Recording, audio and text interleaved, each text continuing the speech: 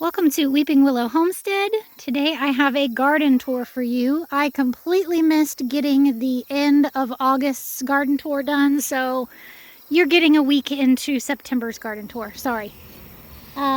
So if you are new here, I would highly recommend going back and watching some of my old gardening videos so that you can kind of understand how this looked, how this progressed through the year, because I'm just going to kind of tell you what's going on now. So we're starting with what we call the kitchen garden, which is generally the things that we plant and we use immediately, things that we're going to eat immediately, less of the things that we're going to put up and can or freeze. But it's also a lot of times the garden that we plant the first things of the year into, because it's the easiest one to get tilled since it's small, and sometimes I don't even till it all.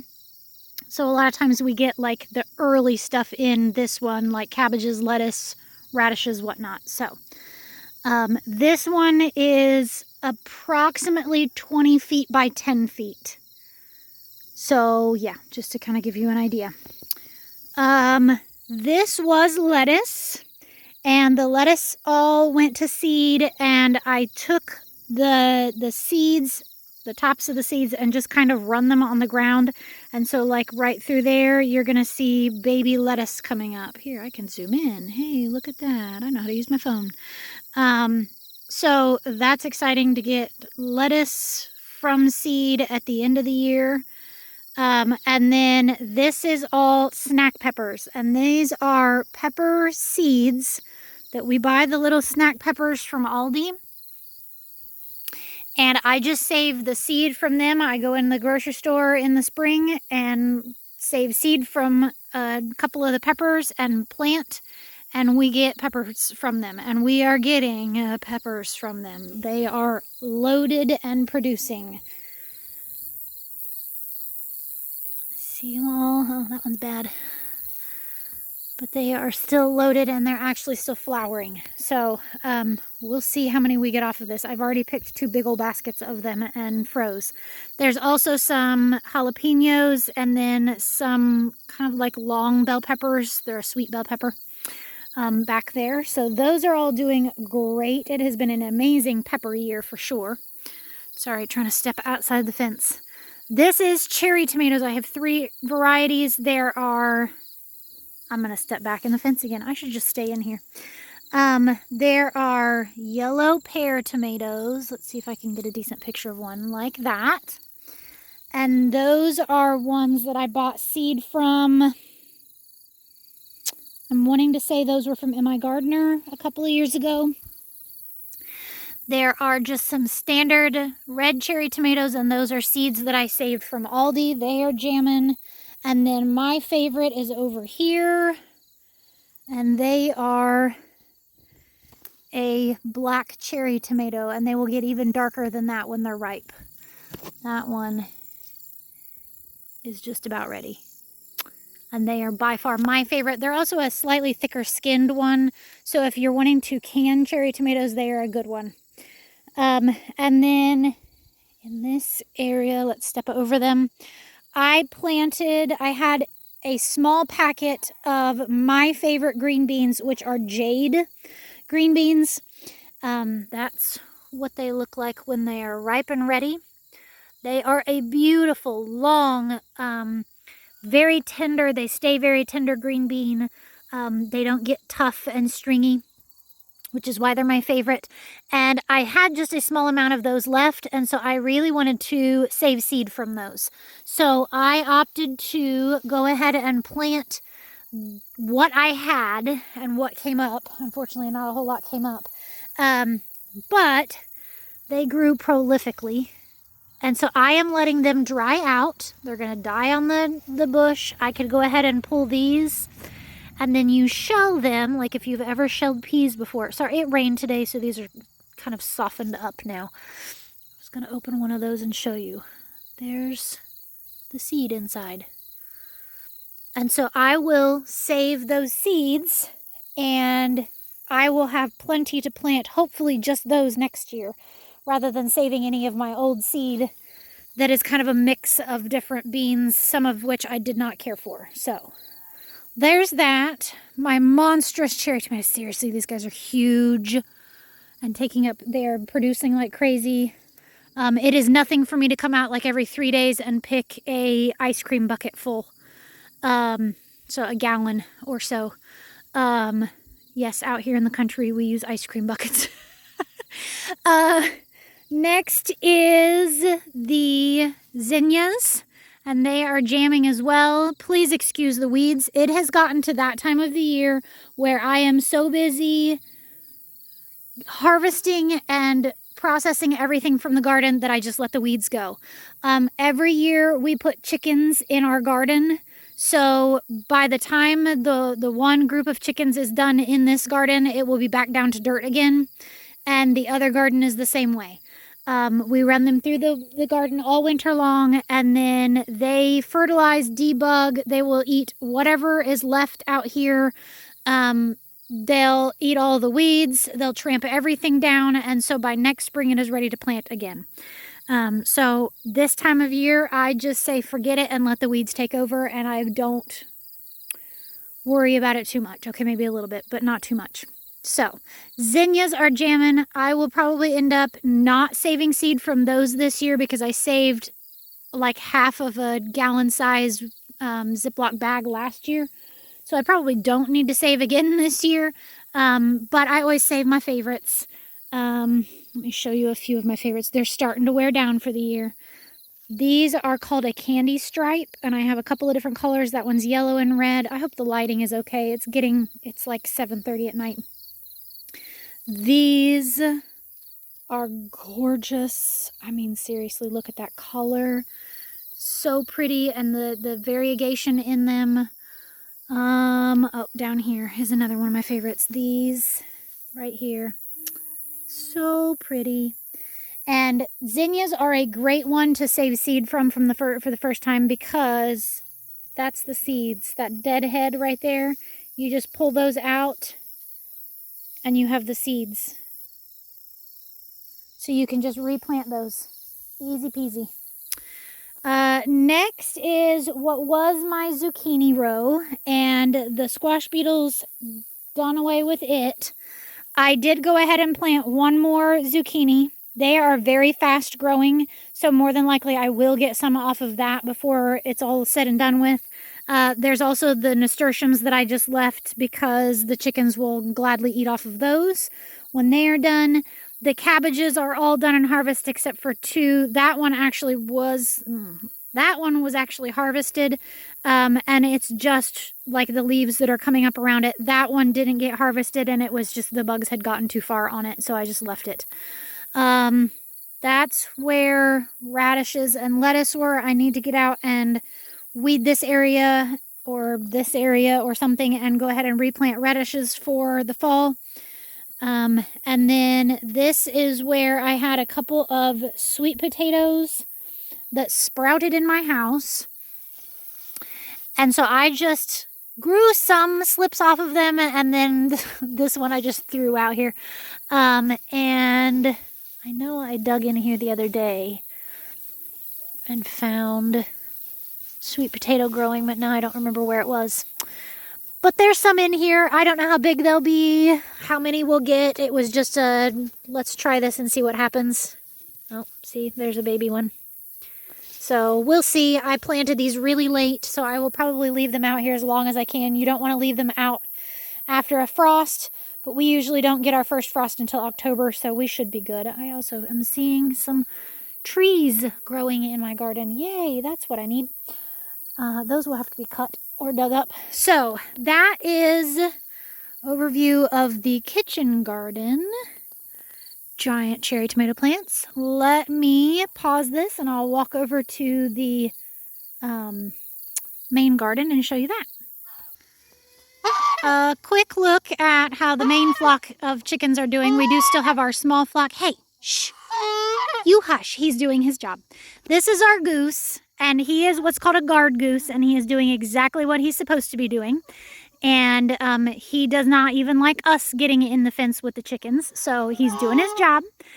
We have also added There's a white guinea, and there's a speckled guinea, and then we also have another one that was getting out of this fence. This fence is electrified, but they can fly over it, and so we have some chickens that continuously get out, and they get put into what's called the penitentiary, which is a enclosed coop that has access to the grass and gets moved on a daily basis, and they're not allowed to get out because they will get out and eat my garden. Sorry, neighbors are shooting off guns. So yeah, they are the misbehaving group. They get to go in the penitentiary, which is funny. But these guys have been on this all summer long. This is where we put them in the summer. When we move them onto the garden this fall, we will come out and mow this down. And by spring, it will all be grown back up. So there's like some bare patches over there. It'll all be grown back up and be fresh weeds and grass and bugs and whatnot for them to eat all summer long. They love this. Look, that lady's over there digging and a pecking. So because of this, we sell what are called pasture-raised eggs because the chickens are on pasture. Sorry. Let me spit that word out. Okay, so then over here is where our main garden is. And look at the weeds. It's really bad on this end. This was supposed to be our vining plants end, and the squash beetles decimated it this year. It was awful. There was nothing I could do. I tried the diatomaceous earth, I tried the BT, all the natural stuff, and nothing was working. I'm sure if I had come out with 7 Dust, which is a pesticide, I'm sure that would have worked, but I really tried to avoid pesticides. And we didn't need this all that much. I still have butternut squash soup canned from last year. And although I would have absolutely loved to have some watermelon or some cantaloupe or some spaghetti squash, it was one of those where it was a losing battle that I just did not want to continue doing. So I gave up. Look, we even had, for a while, we were having issues with raccoons getting in. And so we were trapping them and relocating them to a place that we were allowed to relocate them with permission. And the weeds have overtaken the trap. So I don't even know if it's doing any good. So the nasturtiums are still out here and looking beautiful. It was an amazing year for nasturtiums. Look at them. Look at the size of these leaves. Like, they are massive and beautiful flowers. And if you didn't know, nasturtium flowers are edible. They taste peppery. Peppery like the seasoning pepper, not the plant pepper, if that makes any sense.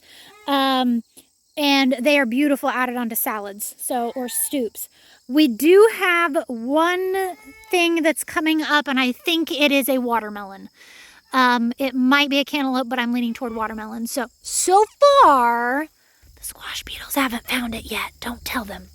So I am going to leave it and see what happens. If they find it, they find it. If they don't, they don't. It's getting toward the end of the year for the squash beetles anyway, so we'll see. We had some volunteer cosmos. These are our compost that we do. So we do a 3-year rotation.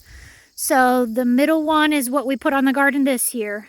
That one is sitting and not having anything except for occasionally I will throw some weeds on top of it. And then this is what we're actively throwing into right now. So it gets to sit essentially for 2 years. So by the time you put it on the garden, it is beautiful, rich dirt. Lovely. So yeah, other than that, this end is completely spent and is an absolute weed mess. And like I said, I have given up and I'm okay with that.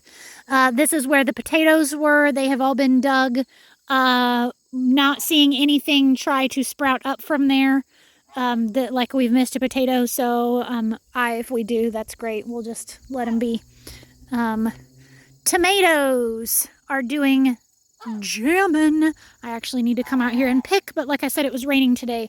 So these two are what are called Wapsipicinacon, I think is how that's pronounced. I will try to write that on the screen.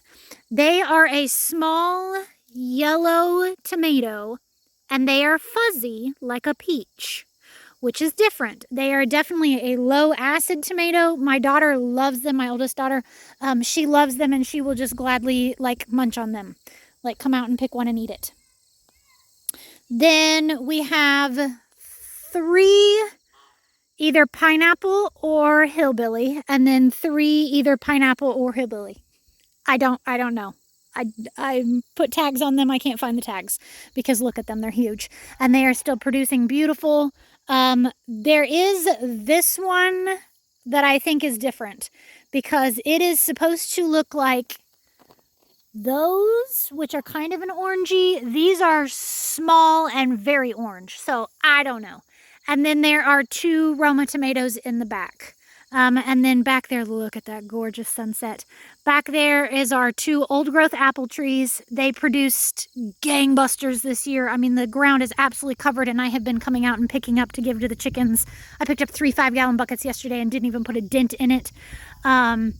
So yeah, I mean, they're still absolutely loaded. Look at that branch. So these are very, very tart apples. They are not very good for eating. So I have been dehydrating them, and I have, there goes some apples. I have been dehydrating them and making apple, and see, yeah, they're just not great. Oh, there's a bee in there. He was probably going to spend the night in there. They just do not make good applesauce or apple pie filling or anything like that because they're so tart. So I have been dehydrating them and using them as apple slices, and like that it kind of brings out the sweetness, and the kids don't mind them being so tart. So we're getting them used. And then like I said, we've been feeding them to the chickens since they started dropping. So the chickens are very happy to have them as well. We have the cucumber fences.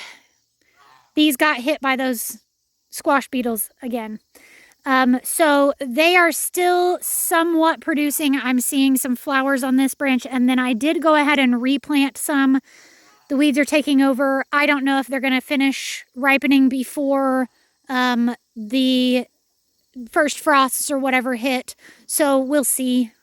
If that one plant that came up produces, awesome. If not, the chickens can have them too. We will literally leave the these are cattle panels.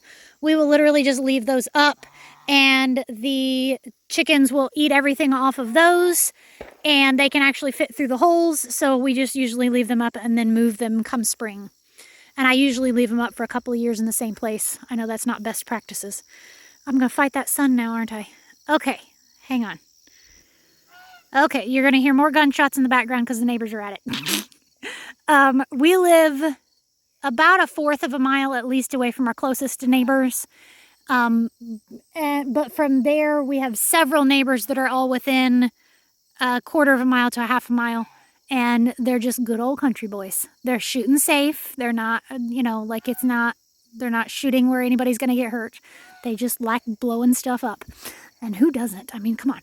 Anyway, row of flowers. There are some gorgeous marigolds in there. Look at that. Okay, gotta give you size example here so that you can see how big that is. There are cosmos. That's what those pink ones are. There are zinnias. There's some nasturtiums in there. And what it is I just go to usually the dollar store, Dollar Tree, and I pick out a bunch of annuals, and I mix the seeds up and I plant them. That's it. I don't do anything special. I don't even like space them out. I just sprinkle them and cover them and be done with it. So yeah. I just love having flowers in the garden. It brings in the pollinators, so it's nothing for me to come out here and hear the garden buzzing. The next area is peppers, and these are the ones that a friend of mine gave me, and they were all mixed up. She had no idea what they were. I know there are some, what I think are poblanos. There are some bell peppers. There are some, I figured out the hard way, there are some spicy peppers, and those I just I didn't know whether they were spicy or not. So I came out and picked one and bit the tip of it off. And that's how I found out, yep, those are spicy. Those aren't spicy. They're almost more of an ornamental pepper by the looks of it because they're tiny, but they're not spicy. So I don't know what they are. The spicy ones and the poblanos I have been picking and taking to the food pantry because I don't care for the flavor of them. The bell peppers I've been letting turn because we don't usually like green peppers. I did use some in the soup that I canned a while back. So, yeah. All right, let's turn around. Sorry, I have a 3-year-old toddler on my hip because she came out to find Mommy and was upset because Mommy wasn't in the house. And she wanted a scoop of peanut butter. All right, so this is our sweet corn. It is completely done. This was an experiment. Last year we were given some heirloom seed and we planted it and I saved seed from it. And the reason it's a risk is because that right over there is commercial fields.